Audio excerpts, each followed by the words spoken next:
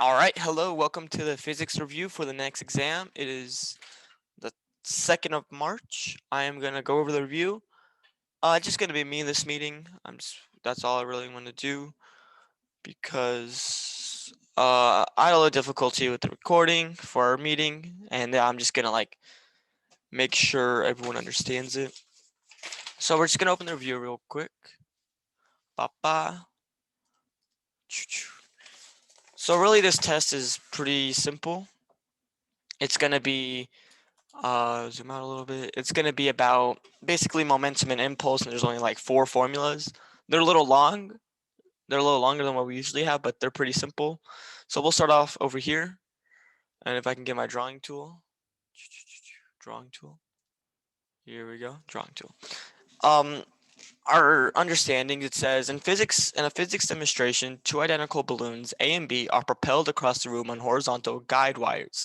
The motion diagrams depicting the relative position of the balloons at time intervals of 0.05 seconds. So for these two balloons are shown. So for every time you see a balloon, it's been 0.05. So we'll just I'm gonna do some simple math. So at this one, this is 0.05. At this one, it's zero point 0.1. At this one, it's 0.15. At this one, it's 0.2. At this one, it's 0.25. And at this one, it's 0.35. No, shoot, I messed up. That's 0.3. And then this one is 0.35. So it takes 0.35 seconds for the balloon to travel the same distance as this one. It takes this one, we have 0.05, 0 0.1, 0.15, and 0.2. So it takes this balloon 0.2 seconds to travel the distance. It takes this one 0.35 seconds to travel the distance. All right, so now let's go to question A. Which balloon has a great acceleration? Explain. The answer is going to be balloon B for this one because it travels it travels the same distance in a less amount of time, which means it has to have a greater acceleration. So this is balloon B. Question B, which balloon A or B has the greatest final velocity? So in order to find this, you'll take, I found this by looking at this balloon, the last two balloons it shows, because that's towards the end, that's the final velocity, really. And it takes this one 0.5 seconds to travel this distance, while it takes this one 0.5 seconds to travel a shorter distance. So you would have to have a greater velocity for this one. So the answer choice would be B. Man, I sound like an SAT prep guy. Wow. I know. I don't like them. They're really annoying. Anyways, moving on. I'm like the fun guy. Oh God, I'm old. I'm on bald soon. Anyways, sorry, I'm just trying to make y'all laugh. Long week. All right. Question C. Which balloon, A or B, has the greatest momentum change? So change in momentum is equal to the final momentum minus the initial momentum. And about a boom, momentum. So in order to find P of F equals, I'm pretty sure it's mass times velocity, final velocity. Pretty sure that's how you find it. And since this one has a greater final velocity, like we said in here, it's going to be greater than this one, which means it's just overall going to be greater. So this one's also going to be balloon B. Another way you can, let me look at my notes real quick. About a boom. You would put balloon B has the greatest momentum change because the mass is the same for both B and A, but B has a greater change in velocity like we did in B, which means that B is going to have most momentum change because the velocity is going to be higher than A. So balloon B would have a greater velocity, which would result in a greater momentum change. And then D, which balloon A or B experiences the greatest impulse? Impulse is basically equals to the change in momentum. So that would be B again. So all these would be B. It's B because impulse equals the change in momentum. If B has the greatest change in momentum because it has the greatest velocity, the greatest change in velocity, because it has the greatest acceleration, then it's going to be B. See, question A helped with finding question B, and then question B helped with finding question C, and then question C helped with finding question D. So these are all B. A is pretty slow. All right, and then we'll move on.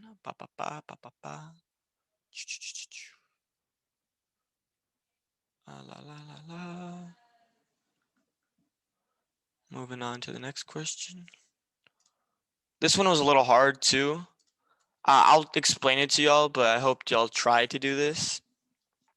But this is what I got. This is my answer. I'm going to share you guys my answer. So I said, we'll read the question, then I'll say my answer. So it says, when a boxer recognizes that they'll be hit in the head by their opponent, the boxer often relaxes their neck and allows their head to move backwards upon impact. In the boxing world, this is known as riding the punch. A boxer rides a punch in order to extend the time of impact of the glove with their head. Why does increasing the collision time lessen the pain? Explain and justify using physics. So I think I got this wrong. This was a little tricky. This messed with my mind. But I said this. By extending the time of the impact of the punch, that would make, by writing the punch and extending the time of impact, it would be an inelastic punch because you're writing with the punch. So the final velocity, and then if you do so so inelastic is when they're together, and the elastic is like when he punches you and it goes back. So the final velocity for inelastic would be less than the final velocity for elastic, making the momentum less. That's what I put. I did the math for that. That's what I put. I don't know if I'm right or wrong about that. I'll text Miss Kelly in the thing and I'll get back to y'all. But that's what I put so far. Yeah, because I got when I put subbed in numbers for mass and velocity, and I got that if you do an elastic, if you ride the punch, it'll be a less velocity, which would mean that momentum is less. I don't know if that's right because I'm talking about riding the punch. I'm not talking about time. So yeah, I don't know if I'm right about that, but I knew I'm right about these. Move on to this. Boop. So get my eraser. Oh, it's 11:21 a.m. I have time before my next class. Anyways, moving on to the next question. Question 1. A mass of 10 kilograms is moving at 10 ms with a force of 9 newtons is applied for 2 seconds. What is the object's final velocity? So we're going to be using guess here. So our guess is that m equals 10. Our v of initial velocity is 10 as well.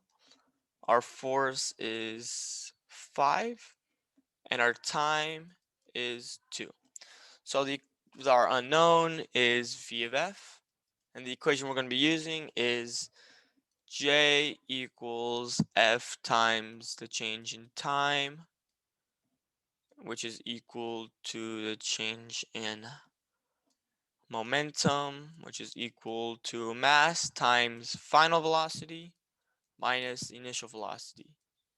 So we're going to sub our numbers in. So we got J equals 5 times 2 equals momentum, which then equals 10 times v of f minus 10. So then we're going to do our solve. So 5 times 2 is 10, which would be our momentum. So 10 equals 10 times v of f minus 10. Then we would divide both sides by 10. So that cancels out. And 10 divided by 10 is 1. So 1 equals v of f minus 10. You add 10 to both sides to get v of f by itself. You add 10, you get 11. That's not 11. 11. So the v of f equals 11 meters per second. And that's how you solve it. Pretty straightforward, nothing really hard. This is basically an impulse question, which is probably going to be on our test for impulse. The next couple ones are going to be a little bit about the conservation of momentum, and we'll get right into that.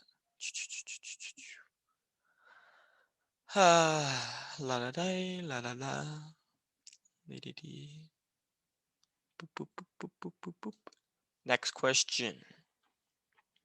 Of course, you'll have to write this out. Like the object is moving, the object's final velocity is 11 meters per second. Moving on to our next one. Question 2. A mass of 80 kilograms, traveled travels at a velocity of 4 meters per second to the right in a rolly chair. You collide elastically with your friend. His mass is 80 kilograms in a rolly chair, who is initially at rest, so that's 0 m/s. If your friend has a final velocity of 5 meters to the second to the right, what is your final velocity? So since we're doing right, and right, we might have a negative for our final answer, so don't be surprised when you see that. But you need to know how to write it down. So we're gonna use guess. So I am M1 because I am number 1. 80 kilograms. My initial velocity is equal to 4. My friend's mass, M2, is also 80. And his initial velocity, he's at rest. It's supposed to be 2. Boop, boop. He's at rest, so his initial velocity, I suck at this, is 0. There we go. And then his final velocity is 5. Positive 5 because it's going to the right. We might be going to the left, so that might be a thing. And getting checks on Discord, but don't worry about that. So in order to do this, we'll be using the elastically equation, which is right over here. I don't have enough space. It is cool. I'm gonna use this. This is cooler. M2 plus V1I. Oh wow, I am insane. Oh wait, I messed up. I'm not insane. Never mind. Plus M2 times V2I, which then equals M1 times V1F plus M2 times V2F. Expand that a little bit. That's the formula we're going to be using. Well, that's easier than writing it down. So that's supposed to be M1. Wow, I messed up. Wow, okay. Well, M1. There we go. Fixed. And then this is M2. Wow, I suck at typing. Anyways, so our M1 is 80. So 80 times 4 plus 80 times 0 is equal to 80 times 80 times, give me 1 second, I got a text.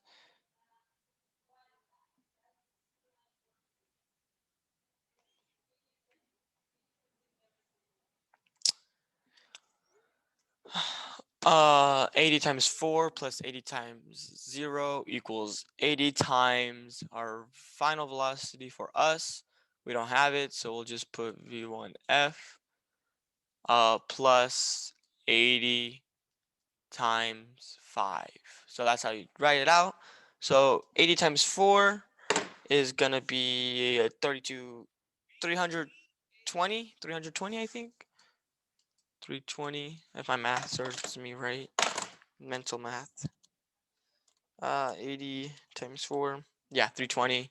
And then 80 times 0, that's just 0. So plus 0, which would just be 320, is equal to 80 times V of F. So I'll put in this in parentheses just to know.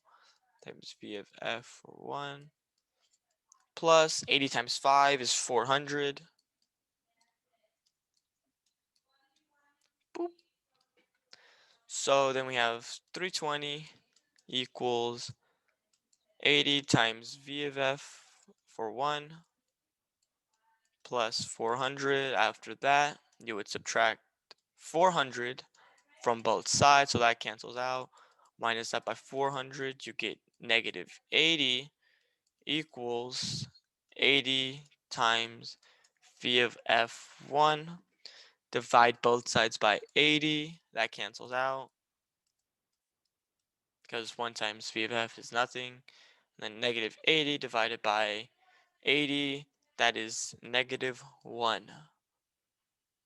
equals v of fi. And since it's going negative, that means it's going to the left, which then therefore the way you would say it, it says my final velocity is 1 meters per second to the left. You're not going to say to the right, you'd say to the left. But if that's not a choice to say to the left, then you would just say -1 is the meters per second. If it lets you say direction, you would put 1 meters per second to the left, which it should give you that option because that's what Miss Cully wants us to be doing. It doesn't give you the direction, which I'm pretty sure they will. I'm just saying this to clarify. You just put -1 meters per second. But it's most likely going to be dealing with direction. All right, moving on to 3. All right, I got 30 minutes on my next class. I'm fine. Is there no way I can? No, I guess I can't. Oh, I can go like this? Oh, cool. That's a lot easier. Wow. Look at me. I'm a tech guru. All right. Question 3. If you have any questions, just either text me. I'll respond better to text. And yeah, text me on Slack. Text me on anything really. All right. So 3. A 1,500 mass car travels at 35 meters per second to the right. It heads straight on forward and collides inelastically with a 1,400 kJ car traveling at 5 meters per second to the left. What is the final velocity for the cars? So inelastically, this means they're sticking together because they're not starting together and blowing up. They're sticking together. So we'll be using the inelastically formula. So guess, so we have mass 1, which equals 1,500. Then we have the v of I for 1. Our initial velocity is 35 for us, for the first car. I don't have to write that. My mom's yelling in the background. Mass 2 is 1,400. Woo. And then that is v of I for 2 is equal to 5. But it's traveling to the left. See? Ah ha ha ha. She's trying to trick you. So instead of being 5 meters per second, we're going to put -5 since it's to the left and everything else is heading to the right. If I wanted to, I'm pretty sure I could just put this as negative and have this as positive. But I like having left as negatives because it's just a lot easier in my opinion. There's like nothing different. It just depends on your personal preference. So our unknown is the v of f. The equation we're going to be using is going to be bang. It's going to be m1 times v1I plus m2 times v2I, and that is equal to, in parentheses, m1 plus m2 times the v of f. That's our equation we're going to be using, so we're going to substitute that numbers in. Where's my drawing tool? So m1, we have 1,500. Our initial velocity for that one is 35, so that times 35 plus m2, which is 1,400, times -5 equals, in parentheses, 1,400 or 1,500 plus 1,500. I need to move this. Whoop. Damn. I don't know how to move it. There we go. Ha ha ha. Times the v of f. So now we're gonna do it. 1,500 times 35 is 52,500. Oh shit. Shoot. Oh shoot. This is a kid-friendly channel, guys. 52,500 plus 1,400 times -5, which would be -7,000, plus -7,000 is equal to 2,900 times v of f.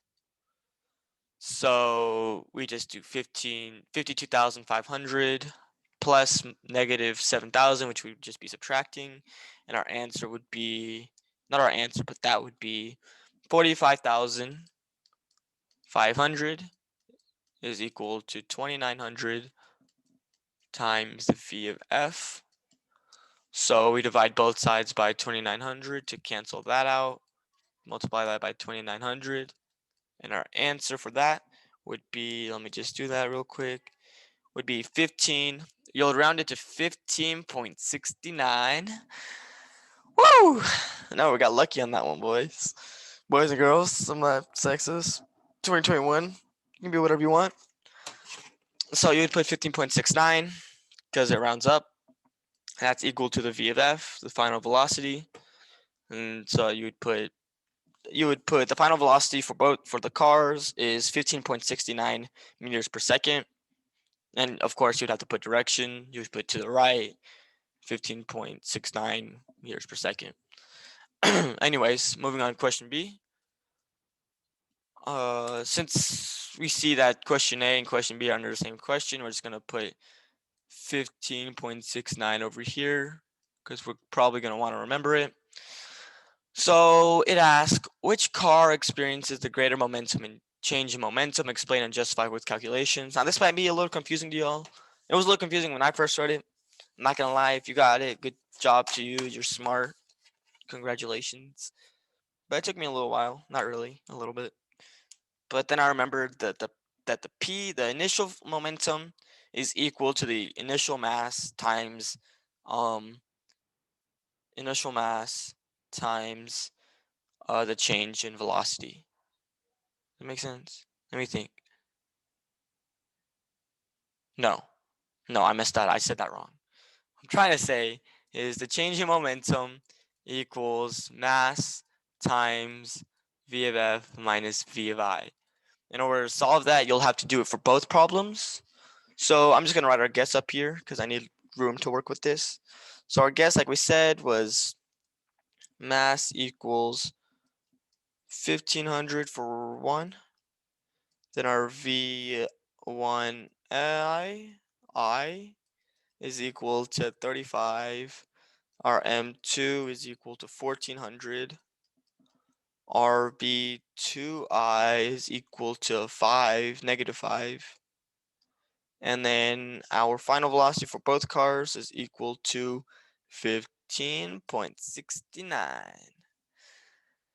Now we got which one has the greatest change of momentum? Explain, justify with calculations. So the equation I'm gonna be using is the one over here, but we'll use it twice, one for the first one for the second one to see which one has the greatest.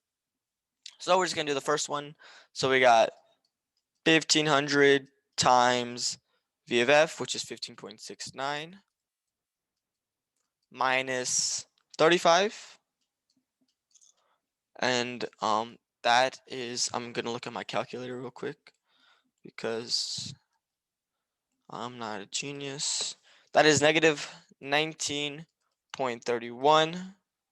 So 1500 times 19.31 is negative 28,965. That equals the change of momentum for the first one. Now we need to do the second one. And to do the second one, we'll use the exact same formula. So 1400, because that's asking for the mass, times the change of velocities. So this one and this one, times our v of f is 15.69 minus negative 5. Since it's a negative, we'll be adding each other. Pew, pew, pew, pew, pew, pew, pew, pew. So that would be, I'm sorry, I'm having fun. That'd be 20.69. And then 1400 times 20.69, that is equal to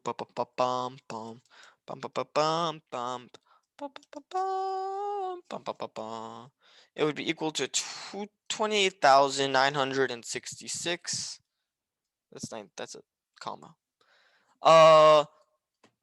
They are the exact same.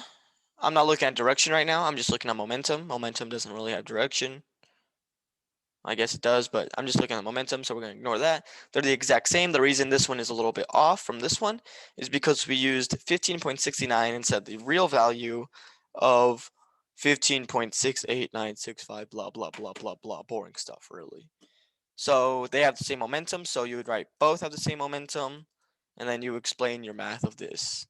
Now moving on to the last question. This one's fairly easy. I think she's just trying to trick you. Oh, man. Oh, man. There we go. Delete. Last question. And I still have time. Oh, see, you can check your answers. See, we got that one, we got that one, we got that one, we got that one. Oh, we have that. So I'll show you how to get to that. But pretend we didn't see that. Like, we'll just, you don't see the answer. You can probably still see the answer. All right, anyway, question 4, last question. A roller skater has a momentum of 50 kj times m/s, or kilograms times meters per second. She slows to a momentum of 11 kilograms times meters per second. What's her impulse? So, as we wrote up there, and as you wrote in the beginning, J equals impulse equals the change in momentum. Because remember that long formula with J equals force times change in time, which is equal to change in momentum, which is equal to mass times v of f minus v of I, blah, blah, blah, blah. We're using that, but we're skipping this step and we're going from this step to this step because it's all the same. All right, now let's get to it. So we'll use our guess. Guess equals, so our initial momentum is 50 kilograms per meters per second. She then slows to a momentum of 11 kj to m/s. So our P of F is 11 kilograms per meters times meters per second. What's her impulse? So J equals P of F minus P of I. So 11 minus 50 equals the impulse, and you should get 11 minus 50, negative 39 is the impulse. So you'd write negative 39 n times s, or if you want to write in a sentence, you'd say the roller skater has an impulse of negative 39 newtons times seconds. That's how you'd write it, and that's a review. If you have any questions, please contact me. Here's my phone number. Just say your name so I know you're not a scam caller. My mom would get so mad at me if she knew I was giving my phone number. Look at that, 69. You guys like that? See that? I liked it. My mom would be so mad at me if I gave out my phone number to people. That's my phone number. Please contact me if you have any questions. And that is the review. This is pretty simple stuff. And yeah, that's it. Bye, guys. Oh, I might post a Jeopardy game on the Slack. I don't know if you guys want to see that. But yeah, I'm going to post it probably. All right, bye, guys.